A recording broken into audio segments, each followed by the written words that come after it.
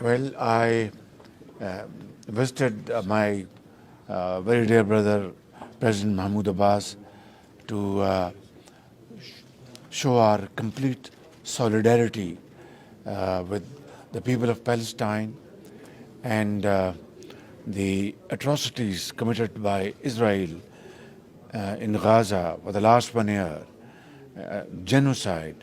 We strongly condemn this barbaric act on the part of Israel, and I have come here to convey the feelings of the people of Pakistan, that their hearts beat with the hearts of our Palestinian brothers and sisters.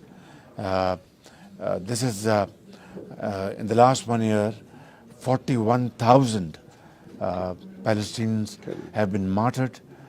Young boys, babies, girls, mothers, and fathers, brothers. Cities after cities have been razed to ground. Towns, villages, hospitals, schools, infrastructure. I think this kind of terrible act of barbarism hasn't been witnessed by mankind, not only in recent history, I think for ages. And time has come that we must all get together and in a united fashion we should demand two things: immediate ceasefire in Gaza, and creation of State of Palestine. Without that, peace will not return in this part of the world.